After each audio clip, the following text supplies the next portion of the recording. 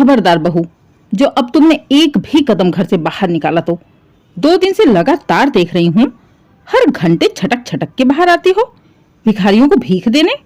भर भर कटोरा अनाज उठा उठा के दे रही हो। तुम्हारे मायके वालों ने भेजा है क्या? बाहर दरवाजे पर ही चेयर पर बैठी प्रिया की सास मधुबाला जी अपनी बहू प्रिया के ऊपर चिल्लाने लगी। बेचारी प्रिया कभी भी मधुबाला जी के रहते हुए दरवाजे पर आए भिखारी को भीख भी नहीं दे सकती थी। मधुबाला जी के नाम में ही बस मधु था, बाकी उनकी जबान कोबरा नाक से भी जहरीली थी। अपने रहते भर वो किसी भी भिखारी को दरवाजे पर आने ही नहीं देती थी, और प्रिया अगर किसी को भीख देने भी चाहती तो उसे बहुत ही बुरी तरह से डांटती। बहू, तुम्हारे जैसी लड़की जिसके घर में चली जाए ना, वो घर ही बर्बाद कर देगी, घर का नाश करके रख देगी। तुम्हारा बस चले तो तुम साल भर का अनाज उठाकर बांट दो। मेरा पति बाहर खटके लाता है और ये महारानी दानवीर बनी बांटती रहती हैं। इतने ही बांटने का शौक है तो फोन करके अपनी माँ से बोल दो, 2-4 बोरी अनाज भेज दें, बांटते रहना। खबरदार से अगर दोबारा से तुमने अनाज में हाथ लगाया तो हाथ तोड़ के रख दूंगी। अब जितना अनाज तुमने दिया है ना, वो तुम्हारे 2 दिन के खाने का था।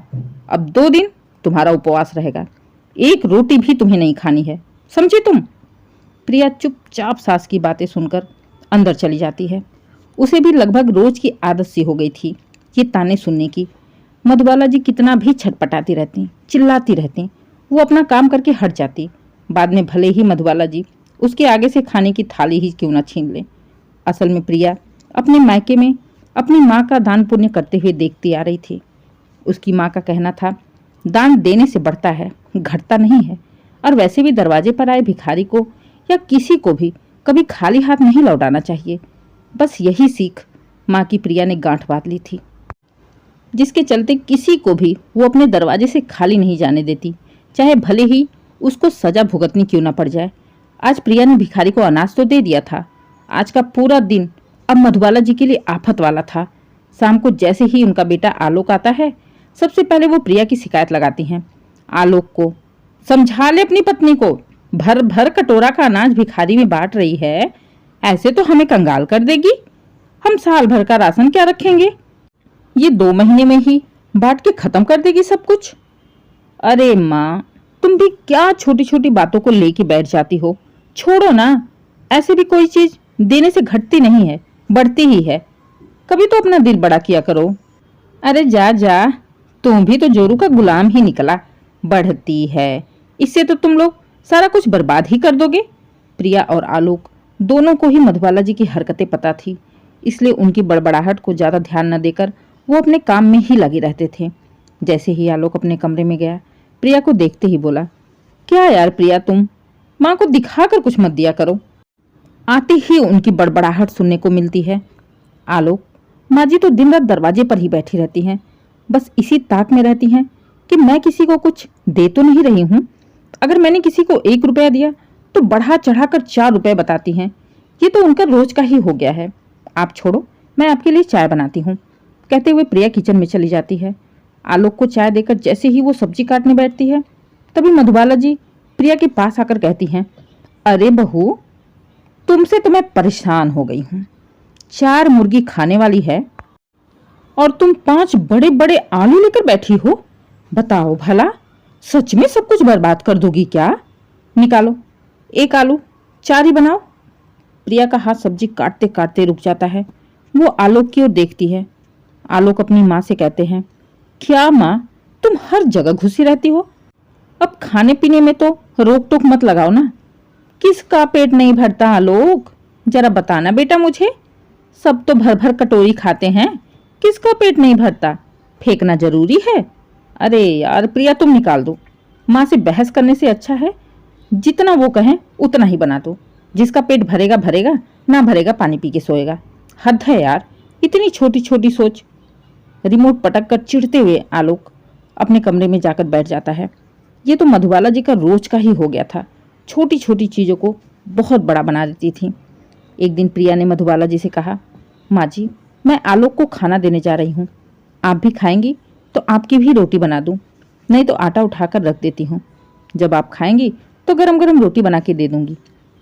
अरे नहीं नहीं, बिल्कुल नहीं, गरम गरम क्या होता है? 10 बार गैन ऑन करोगी, बार बार तवा ठंडा करोगी, फिर गरम करोगी, ऐसे तो सारी गैस खत्म हो जाएगी। एक काम करो, मुझे गरम रोटी से मतलब नहीं है। एक बार तवा गरम हो गया तो सारी रोटी बनाकर रख दो। और सुनो, दोनों टाइम रोटी बनाने की जरूरत नहीं है। रोटी बनाने में टाइम भी लगता है, गैस भी खत्म होती है। एक काम करो, एक टाइम का तुम रात को कभी दाल चावल, कभी खिचड़ी या कुछ हल्का फुल्का बना लिया करो। वैसे भी एक कहावत है, सुना होगा तुमने, कि सुबह को राजा की तरह खाओ और रात को भिखारी की तरह खाओ, तो इससे सेहत भी अच्छी रहती है। और वैसे भी रात को खा के सब सोते हैं, सबका मोटापा भी बढ़ेगा। बेहतर होगा कि कल से रात को कुछ हल्का ही बनाना। मधुबाला जी का भाषण सुन प्रिया का मन किया कि वो तवा उठाकर अपने सर पर दे मारे। हद होती है कंजूसी की, इतनी कंजूसी भला कौन करता है? सब चीज में बचत करो, समझ में आता है। खाने पीने में भी कंजूसी कौन करता है भाई? लेकिन किसी की हिम्मत नहीं होती कोई मधुबाला जी से बोल सके, क्योंकि उनसे बहस करने के लिए उन्हीं की तरह लंबी जुबान वाला आदमी भी तो चाहिए, जो ना आलोक में थी न प्रिया में थी। ऐसा नहीं कि मधुबाला जी दान पुण्य नहीं करती थी, लेकिन बस उन पंडित के लिए जो उनके ग्रह नक्षत्र सही करते रहते हैं। ग्रह नक्षत्र दिशा भ्रम ये सब चीज वो बहुत मानती थी। अगले दिन जब प्रिया रात का खाना बनाने गई, मधुबाला जी तुरंत कहती हैं, बहू कुछ याद है ना तुम्हें? मैं तो भाई बहुत थोड़ा सा खाऊंगी, एक काम करो खिचड़ी बना दो। रात को एक तो गर्मी भी है, खिचड़ी सही रहेगी, तेल मसाला भी नहीं लगता, हल्का ही रहेगा। मधुबाला जी की बात सुन प्रिया आलोक को देखने लगती है। आलोक दूर से ही हाथ जोड़ लेता है, मुझसे मत कहो, वो जो कहती हैं जैसे कहती हैं बना दो। मुझे खाया जाएगा खा लूंगा, नहीं तो मैं बाहर खा लूंगा, बस मुझे कलेश नहीं चाहिए इस घर में। जब बेटे ने ही हाथ खड़ा कर लिया तो बहू की क्या ही हिम्मत, बेचारी खिचड़ी बनाने लगी। खिचड़ी प्रिया को बिल्कुल भी पसंद नहीं थी। धीरे धीरे आज पूरा 4 दिन हो गया था, रोज शाम को खिचड़ी या दाल चावल ही मधुबाला जी बनवाती थी। प्रिया ने आलोक से कहा, आलोक आपको पता है ना, मुझे खिचड़ी बिल्कुल भी पसंद नहीं है, और माँ जी शाम को अक्सर खिचड़ी बनवाती हैं, ऐसे तो मैं खाए बिना ही मर जाऊंगी। प्रिया तुम माँ के लिए खिचड़ी बना दो, बाकी अपने लिए तुम्हारी जो इच्छा वो बनाया करो। वाह वाह आलोक बाबू, आप तो ऐसे बोल रहे हैं जैसे अपनी माँ को आप जानते ही नहीं हैं। गिद्ध की तरह 24 घंटे नजर किचन में ही रहती है। उनकी नजरों से बचकर मैं अपने लिए एक कप चाय नहीं बना पाती, और आप कह रहे हैं अपनी मर्जी का बना लिया करो। प्रिया की बात सुन आलोक कहता है, हाँ बात तो सही कह रही हो। प्रिया जब तक किचन में रहती, मधुबाला जी उसके आसपास ही भटकती रहती थी। फिलहाल रोज रोज के कलेश के बीच एक दिन आलोक के फ्रेंड के यहाँ पार्टी थी, जिसमें पूरे परिवार के साथ आलोक को जाना था। आलोक ने प्रिया से कहा, प्रिया शाम को तैयार रहना, नीलेश के यहाँ पार्टी है, उसने पूरी फैमिली को इनवाइट किया है। माँ का खाना बना देना, हम दोनों वहीं खाकर आएंगे। इतना सुनकर प्रिया ने राहत की सांस ली। चलो कम से कम आज के लिए तो सुकून मिलेगा। तब तक न जाने कैसे मधुबाला जी भी ये बात सुन लेती हैं और आलोक से कहती हैं, आलोक जब पूरे परिवार का बुलावा है तो अपनी माँ को नहीं ले जाएगा? परिवार में मैं भी तो आती हूँ कि परिवार से अलग हूँ? तुम कहाँ जाओगी वहां सबके बीच में माँ? क्यों, क्या हो गया? बूढ़ी हूँ यही ना? क्या जो पार्टी कर रहे हैं वो कभी बूढ़े ना होंगे, या उनके माँ बाप बूढ़े नहीं हैं? इसमें कौन सी बेइज्जती है भाई? मैं भी चलूंगी, बता दे रही हूँ साफ साफ। ठीक है माँ, चलना। आलोक ये क्या कर रहे हो आप? माँ जी को लेके जाओगे? प्रिया तुम जानती हो ना माँ को, नहीं लेके जाऊंगा तो इतना आफत कर देंगी। मुझ में इतनी हिम्मत नहीं है कि उनकी कचकच सुनता रहूं। शाम को प्रिया के साथ साथ मधुबाला जी भी तैयार होकर आलोक का इंतजार कर रही थी। आलोक आकर दोनों को ही लेकर निकल पड़ता है, और जैसे ही कुछ दूर पहुंचा कि अचानक से पीछे से गाड़ी का एक जोर झटका लगा, टक्कर लगी। बहुत ही बड़ा एक्सीडेंट होते होते बचा था। प्रिया और आलोक तो दूर गिर गए थे। गिरी तो मधुबाला जी भी थी, लेकिन ऐसे उल्टे साइड में गिरी कि उनका पैर सीधे जाकर इतनी बुरी तरह से मुड़ा कि घुटने से उनका पैर ही टूट गया। जैसे तैसे मधुबाला जी को अस्पताल ले जाया गया। जहां डॉक्टर ने ऑपरेशन करके पैरों में रॉड डाल दिया। कुछ दिनों बाद जब मधुबाला जी घर आती हैं तो एक दिन प्रिया से कहती हैं, बहू जरा पंडित जी को फोन लगाना, मुझे लगता है कुछ ग्रह नक्षत्र सही नहीं चल रहे हैं। बुलाओ जरा, देखे तो सही क्या दिक्कत है।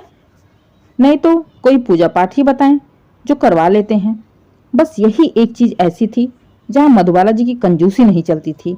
उनके मन में हमेशा यही डर रहता था कि अगर ग्रह नक्षत्र सब सही रहते हैं तो घर हमेशा सुख संपदा से भरा रहता है। बस अगले दिन मधुबाला जी के कहे अनुसार प्रिया ने उनके पंडित जी को बुला दिया। पंडित जी को पहले ही आलोक और प्रिया ने अपने हिसाब से समझा दिया था, क्योंकि मधुबाला जी बस पंडित जी की बात ही मानती थीं। पंडित जी मधुबाला जी से कहते हैं, मधुबाला जी ये तो आपके ऊपर बहुत बड़ा ग्रह था, आज तो आपकी जान भी जा सकती थी। ये तो अच्छा हुआ आपको कुछ हुआ नहीं। आपसे तो बुध, शुक्र, शनि सब नाराज चल रहे हैं। राहु केतु वो तो तांडव कर रहे हैं। नहीं पंडित जी, ऐसे कैसे हो सकता है? मैं तो टाइम टाइम पर पूजा पाठ करवाती ही रहती हूँ। बस पूजा पाठ करवाने से नहीं होगा मधुबाला जी, कुछ दान पुण्य करिए। गरीबों की दुआएं भी जरूरी हैं। लोगों के चेहरे पर मुस्कान लाइए, गरीबों को खाना खिलाइए, दान पुण्य करिए, तब जाकर सारे ग्रह नक्षत्र अपनी सही दिशा में आएंगे। नहीं तो ये राहु केतु, राम राम राम राम राम। वरना अभी तो एक एक्सीडेंट हुआ है, आप मरते मरते बची हैं। भगवान जाने ये ग्रह नक्षत्र और भी खराब हो गए तो आगे क्या होगा। अब पंडित जी ठहरे मधुबाला जी के लिए भगवान। वो जैसे कहते थे मधुबाला जी वैसा ही करती थी, उसमें फिर पैसों की चिंता नहीं करती। अब मधुबाला जी अपनी जान बचाने के लिए, अपने ग्रह नक्षत्र को सही दिशा में करने के लिए कुछ ना कुछ तो करना था। उन्होंने पंडित जी से कहा, पंडित जी अभी तो मुझे खड़े होने में महीनों लग जाएंगे, तब तक बीच में और कुछ हो गया तो मैं तो अभी चल फिर भी नहीं सकती, फिर दान पुण्य कैसे करूंगी। अरे मधुबाला जी, इसमें कौन सी बड़ी बात है, आपकी बहू है, आपको जो भी दान करना है आप अपने हाथों से छूकर अपनी बहू को दे दो। हाँ बिल्कुल सही कहा पंडित जी आपने, अब मैं ऐसा ही करूंगी। बहू कल से जितने भी दरवाजे पर भिखारी आए मेरे हाथ से सबको अनाज छूकर दे देना, पैसे भी देते रहना, पूछ लेना खाने पीने के लिए, कोई कमी नहीं होनी चाहिए दान पुण्य में। अब सब कुछ तुम्हारे ऊपर है, तुम जैसे पहले से करती आ रही थी ना, जैसे तुम्हारी माँ करती है, जैसे तुमने अपनी माँ का देखा है वैसे ही करो। बस मुझे घर में शांति चाहिए, मेरे ग्रह नक्षत्र सही चाहिए। माँ की बात सुन आलोक और प्रिया दोनों ही एक दूसरे को देख मुस्कुरा पड़ते हैं। पंडित जी जब जाने लगे तो बाहर आलोक और प्रिया दोनों ही उनका पैर छूकर आशीर्वाद लेते हुए धन्यवाद करते कहते हैं, पंडित जी आज आपकी वजह से हमारे घर का कलेश खत्म हो गया है। सच में हमारे ग्रह नक्षत्र अब जाकर सही हुए हैं, क्योंकि अब माँ का रोज रोज का चिल्लाना खत्म हो जाएगा तो घर में शांति अपने आप ही हो जाएगी। आज आपकी वजह से या डर की वजह से माँ ने कम से कम अपनी कंजूसी तो छोड़ी। अब आलोक और प्रिया दोनों ही खुश रहने लगे थे, क्योंकि घर में अब शांति थी। और सबसे बड़ी बात, अब खुद मधुबाला जी बढ़ चढ़कर दान पुण्य करती थी अपने ग्रह नक्षत्र राहु केतु को शांत करने के लिए। दोस्तों ये कहानी पूरी तरह से काल्पनिक है, कृपया इसे वास्तविकता से ना जोड़ें। अगर आप अपने मनपसंद की कहानी सुनना चाहते हैं तो हमें कमेंट करके बताएं, हम उस पर कहानी बनाने की पूरी कोशिश करेंगे। उम्मीद है कहानी आपको पसंद आई हो। अगर कहानी पसंद आए कहानी को लाइक करें, शेयर करें, चैनल को सब्सक्राइब करें और कमेंट करके ज़रूर बताइए कहानी कैसी लगी। Please subscribe.